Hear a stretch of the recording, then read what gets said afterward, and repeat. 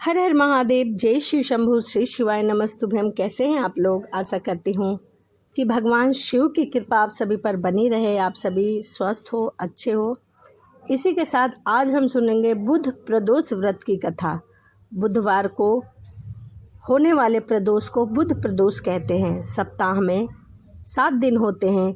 रविवार को यदि प्रदोष पड़ता है तो उसे रवि प्रदोष, फिर सोम प्रदोष, मंगल प्रदोष, बुध प्रदोष, बृहस्पति प्रदोष, शुक्र प्रदोष और शनि प्रदोष। इस तरह से सप्ताह के 7 दिन में जिस दिन भी जो प्रदोष होती है उसकी कथा अलग अलग होती है। तो आइए, इस बार की प्रदोष बुधवार को पड़ रही है, तो आइए हम बुध प्रदोष की कथा जान लेते हैं।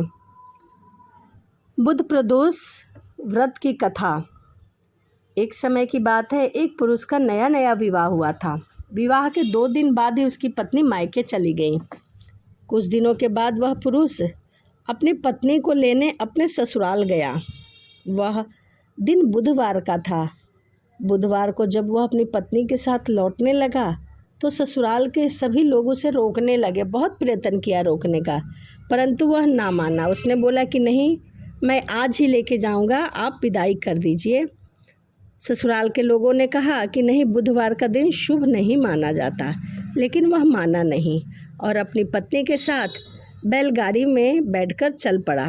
विवश होकर सास ससुर ने भी अपने जमाई और पुत्री को भारी मन से विदा कर दिया, क्योंकि जमाई जो थे वह मान नहीं रहे थे, तो कोई चारा भी नहीं था, तो इसलिए उन्होंने अपनी पुत्री की विदाई कर दी।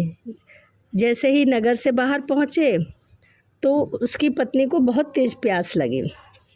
पुरुष लोटा लेकर पानी की तलाश में इधर से उधर गया और अपनी पत्नी को एक वृक्ष के नीचे बैठा दिया और बोला कि मैं थोड़ी देर बाद पानी लेकर आता हूँ।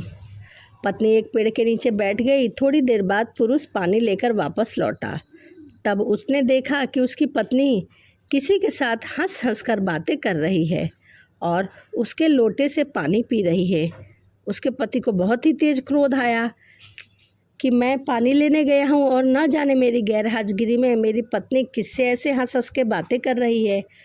फिर वह निकट पहुँचा तो उसे बहुत आश्चर्य हुआ। उसके आश्चर्य का कोई ठिकाना न रहा, क्योंकि उस आदमी की सूरत उसी की भली भांति थी।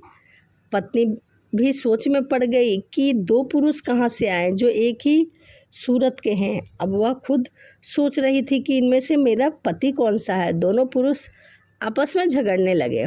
धीरे धीरे वहाँ काफ़ी भीड़ एकत्रित हो गया और सिपाही भी आ गए। दोनों एक दूसरे के हमशक्ल थे। आदमियों को देख कर वह आश्चर्य में पड़ गए। उन्हें जो भी देखता था वह आश्चर्यचकित हो जाता था। उन्होंने उस स्त्री से पूछा कि उसका पति कौन सा है। वह कि कर्तव्य भी मूढ़ हो गई, क्योंकि उसे पता ही नहीं चल रहा था कि उसका पति कौन सा है। तब वह पुरुष शंकर भगवान से प्रार्थना करने लगा कि हे भगवान, हमारी रक्षा करो। मुझसे बहुत बड़ी भूल हो गई है। मैंने सास ससुर की बात नहीं मानी और बुधवार को अपनी पत्नी को विदा करा लिया। मैं भविष्य में ऐसा कदापि नहीं करूँगा। मुझसे बहुत बड़ा अपराध हो गया है। तभी उसकी प्रार्थना भगवान शिव शंकर ने स्वीकार कर दी, उसकी मनोकामनाओं को पूर्ण कर दिया। जैसे ही उसकी प्रार्थना पूरी हुई, दूसरा पुरुष वहाँ से अपने आप अंतराध्य हो गया। न जाने वह इतनी जल्दी कब और कहाँ चला गया।